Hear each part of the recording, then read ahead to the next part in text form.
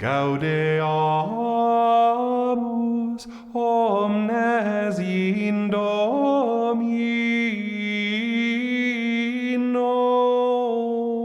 diem festum celebrantes, sub honore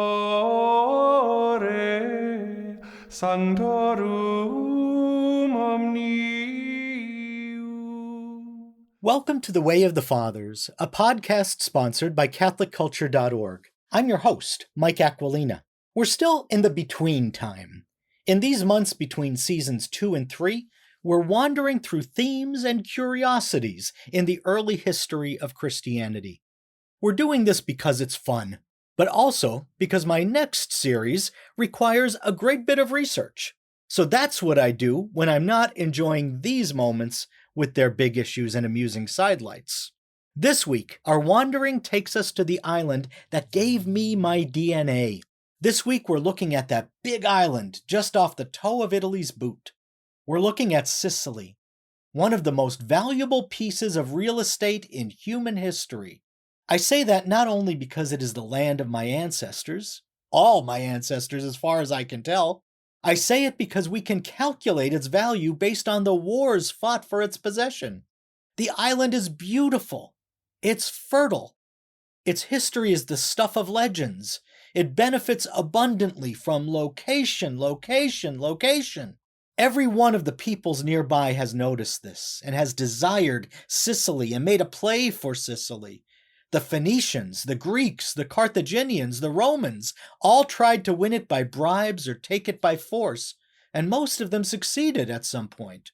It's been Sicily's misfortune to possess the kind of fortune that everyone wants to possess for himself. John Julius Norwich begins his history of Sicily with a quotation from the German poet Goethe. He said, "Sicily is the key to everything." Norwich goes on to say, quote, "It is, first of all, the largest island in the Mediterranean. It has also proved over the centuries to be the most unhappy. The stepping stone between Europe and Asia, the gateway between the East and the West, the link between the Latin world and the Greek, at once a stronghold, clearinghouse, and observation point. It has been fought over and occupied in turn by all the great powers that have striven over the centuries to extend their dominion across the Middle Sea. It has belonged to them all, and yet has properly been part of none. For the number and variety of its conquerors, while preventing the development of any strong national individuality of its own, have endowed it with the kaleidoscopic heritage of experience, which can never allow it to become completely assimilated." End of quote. Sicily was the site of the most memorable scenes in Homer's Odyssey. In Sicily, the great Athenian hero battled the one-eyed giant, the Cyclops. In other Sicilian caves dwelt Scylla and Charybdis, the mythic monsters who attracted and terrorized sailors. The original rock and a hard place that made the Strait of Messina impossible to navigate. It was in Sicily that the Trojan hero Aeneas stopped as he pursued his destiny in founding Rome. Aeneas and his crew almost dead-ended there when the Olympian gods tried to destroy the Trojan ships. Plato visited Sicily to give advice to the reigning tyrants, but also because he wanted to see Mount Etna and its craters that bubbled with fire. Plato spoke of the islanders' blissful life in a place where, quote, "existence is spent in gorging food twice a day and never sleeping alone at night." End of quote. Plato believed the Sicilian people's decadence would be their undoing, but he imagined the island as the ideal climate for his perfect state. It was in Sicily that the great scientist Archimedes had the primal eureka moment. As he stepped into the bathtub, he suddenly realized the principle of displacement, and so he ran naked through the streets shouting, "Eureka! Eureka! I have found it! I have found it!" According to the ancients, Sicily produced the most perfectly Greek cities in the world. It was there that Greek culture found its perfect forms, and these survive today in some of the world's most perfectly preserved Greek architecture. Thanks to the conquests of Alexander the Great, the Western world was Greek. And to that Greek world, Sicily was a kind of paradise. It was a resort. Plato worried about the decadence of the people who lived in a place so perfect, but he still liked to imagine it as the ideal site for his utopian society. It was in Sicily that the Romans experienced their first flush of success.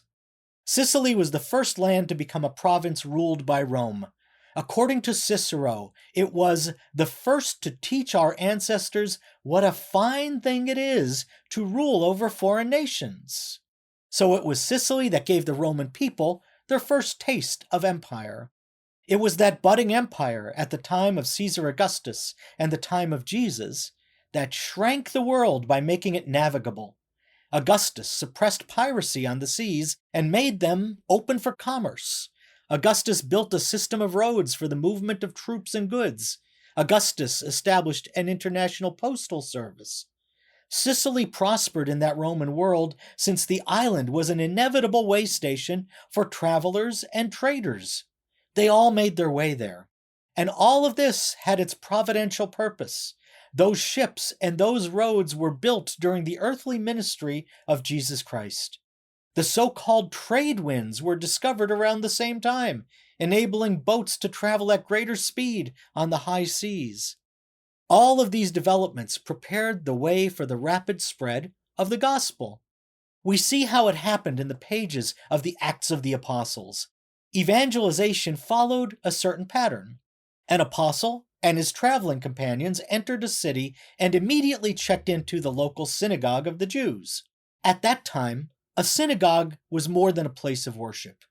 It was a home away from home. A synagogue was a hotel where Jews could stay while they traveled. There they would be safe among their own people, and they could keep kosher and find support in observing the law of Moses. The synagogues were a vast international social network. They were places of debate, discussion, and the sharing of news. Thus, in chapter 9 of Acts, we see St. Paul teaching in several synagogues in the city of Damascus. In chapter 13, he's with his companions in the synagogues of Salamis and Pisidian Antioch. In the next chapter, he preaches in the synagogue at Iconium, and there a great company believed, both of Jews and of Greeks. And the same thing happens in Thessalonica, Berea, Athens, Corinth, and Ephesus. Any city worth visiting would have at least a small population of Jews, and the Jews would have a synagogue, and there St. Paul would begin. And the pattern was likely the same for all the apostles. When St. Thomas reached India, we're told he began his work in the many Jewish colonies there, in the cities that had synagogues. All of the major centers of early Christian activity were cities that had robust synagogues. Think of Alexandria in Egypt, Carthage in Africa, Antioch in Syria, Babylon in Persia, and of course Rome in the West. The situation was likely the same in Sicily. We know from archaeological remains that there were Jews in Sicily in the 1st century. The cemeteries from that time yield a significant number of markers with the menorah, the 7-branched lampstand, which was then the universal symbol for Judaism. In Sicily there were Jews, and so there were synagogues. Paul was under military custody when he arrived on the island of Sicily in February or March of the year 57, so his movement may have been restricted, but we know that he had won the respect of his keepers. In nearby Malta, he had enjoyed some freedom to minister to the native people. Leaving Malta, we know that Paul's ship put in at Syracuse on the southeastern coast of Sicily and stayed there for 3 days. We know that from the Acts of the Apostles, chapter 28, verse 12. This is the earliest recorded visit of a Christian to the island of Sicily. Paul's ship sat in port there before continuing on its way to Rhegium and Puteoli, where he and his handlers disembarked for their destination, Rome. We know nothing about Paul's layover in Sicily, but based on what we know from his other stops, we can imagine him having some liberty, and if he had liberty, he likely visited the synagogue of the Jews, and if he visited the synagogue, he certainly took the occasion to proclaim that Jesus is the Son of God. In these visits to synagogues, he often succeeded, but not always. Sometimes he failed spectacularly. Since Luke tells us no more than the fact of Paul's 3-day stay, we can guess that it seemed relatively uneventful. He didn't get beaten with rods or bitten by a snake, and perhaps he made no instant converts. But this was Paul, so we can be sure he made an impression. And though he may have been the first Christian to visit Sicily in the 1st century, he was surely not the last. Maybe he planted in Sicily so that some later Apollos could water, while God sent growth. Because we know that the church grew. The sociologist Rodney Stark estimates that the church expanded through its first 3 centuries at a steady rate of 40% per decade. And the initial groundswell usually happened at the synagogues. The Jews were the ones best disposed to receive the gospel. They knew the prophecies. They awaited the Messiah. They were already thinking in the religious and moral categories of biblical religion. But there were Gentiles too, who were well disposed and prepared. They were the God-fearers. The God-fearers were Gentiles who were sympathetic to Judaism and observed some of the rites and traditions, but without becoming full converts. Adult circumcision was a big deterrent for males. But keeping a kosher table would also be difficult for Gentiles and would isolate them from their families. To the God-fearers, the gospel would have arrived as good news indeed. It was a way of practicing biblical religion without the full burden of the ceremonial law. In the archaeological remains of the centuries that followed, there is ample evidence of Christian activity. There are devotional medals that mention the archangels. And from the year 200 onward, there are the remains of many, many Christian burials.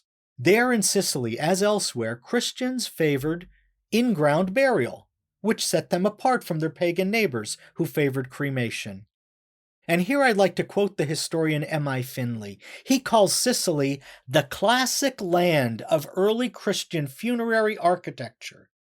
He says, in quantity, scale, and eventually in richness of layout and embellishment, the most grandiose of the catacombs in Syracuse outstrip those in Rome. End of quote. The catacombs in Sicily are evidence that Christianity was a known quantity there. Though the catacombs are obviously underground, such extensive tunnels could not have been dug in secret.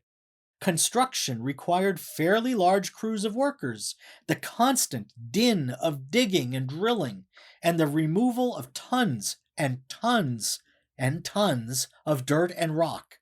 Everyone in the cities knew what was happening, and they knew who was doing it on this island and in Rome.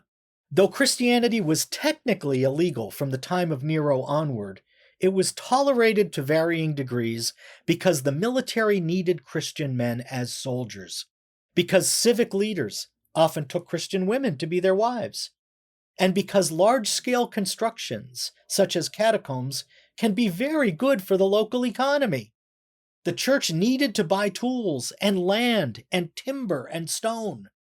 Religious tolerance tends to increase when there's money to be made. In Sicily, it seems, persecution was prosecuted intermittently, and usually intensified by imperial decree. In the mid-3rd century came an edict from the Emperor Decius requiring everyone in the empire to offer sacrifice to the traditional gods of Rome. Jews were exempted, so the law was obviously directed at Christians. Those who offered sacrifice in the presence of a magistrate were given a certificate called a libellus in Latin, which they had to present upon demand. It's likely that thousands died in this persecution, which was eagerly extended by Decius's successors. The patroness of Sicily, young Saint Agatha of Catania, died during the persecution of Decius. The church in Sicily seems to have suffered greater losses during the far more severe persecution of Diocletian, which ran from 303 on and off till 311. This was the bloodbath that claimed the lives of Sicily's other famous saints from antiquity, Saint Lucy and Saint Euplius. But the persecution of Diocletian was the final rage of a demon already defeated. In Sicily and everywhere else in the empire, the Christians were too numerous to destroy. Shortly after the accession of Constantine in 312 came the Edict of Milan and other similar laws establishing religious toleration. The church in Sicily knew peace, and the island of Sicily knew peace as never before. Roman rule and Christianity together provided conditions of stability that the natives there had never known, and perhaps have not known since the end of imperial rule. Sicily was, with North Africa, the breadbasket of the Italian peninsula. And as Sicily fed many nations with the bread made from its grains, so the Sicilian church fed many lands with the bread of life. This island was the homeland of Saint Pantaenus, known as the Sicilian Bee because of his holy ambitions and industriousness. It was Pantaenus who ran and may have founded the most famous Christian school in antiquity, the Didascalion in Alexandria, Egypt. And as if that wasn't enough, he afterward pressed eastward to try his hand at evangelizing India. Monasteries flourished in Sicily, St. Jerome tells us, after a visit from St. Hilarion in the mid-4th century. He wandered the island, working miracles and gathering disciples before setting off for other lands. Early Christian churches in Sicily were under the authority of Rome. They were Western, and yet because of the island's heritage, many were culturally Greek, and as a result, they were often a vexation to the popes.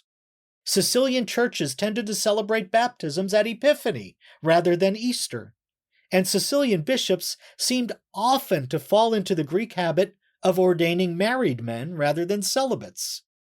But the Sicilians were loyally Catholic, with a fierce attachment to the apostolic faith and the doctrinal formulas of the Council of Nicaea. Sicilian bishops participated in regional synods in the 4th and 5th centuries and consistently voted against Arian and other heretical propositions. We glean much of this history only from a close reading of letters and histories written by non-Sicilians. There is much about Sicily, for example, in the letters of Pope St. Leo the Great and Pope St. Gregory the Great. In the 7th century, St. Gregory, from his papal throne in Rome, administered extensive properties on the island. He founded several monasteries there, and he seems to have harbored a particular devotion to Sicilian saints, whom he installed in the prayers of the Roman Mass. Scholars wish they knew more about the early history of Christianity on the island, but peace tends to leave a lighter paper trail than conflict. Because Sicily prospered in peace, and because its people were orthodox in their beliefs, we don't have the letters of rebuke and threat that define the drama of other provinces in the time of the Fathers. For St. Augustine, Sicily was a land of natural wonders, a mountain that burns for thousands of years but is never consumed, and salt that turns to liquid when thrown into fire. For St. Basil the Great, the name of Sicily was synonymous with luxury. Today, so much history is forgotten and neglected. People in my country know Sicily mostly from the movies in the Godfather franchise, and we're certainly poorer for that. Sicily is a land of beauty and most memorable flavor. It's a land that received the faith early and kept it with a quiet firmness. It produced abundant Christian art, architecture, devotion, and custom. In short, it produced, and it keeps, a distinctive Christian culture. I hope you've enjoyed this episode of The Way of the Fathers. If you did, I ask you to consider making a donation to help us. We're entirely listener-funded, and so we're utterly dependent on you. So please go now to our donation form at catholicculture.org/donate/audio. We're grateful for anything you can give. And remember, we pray for our benefactors every day. I thank you for listening. De quorum solemnitate gaudent angeli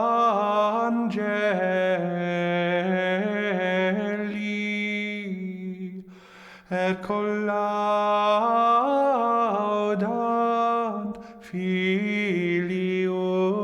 filium Dei.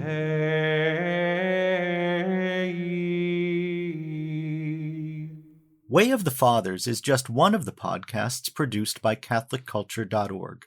To hear more from the Church Fathers in their own words, check out Catholic Culture audiobooks, readings of Catholic classics, including the Fathers and St. John Henry Newman.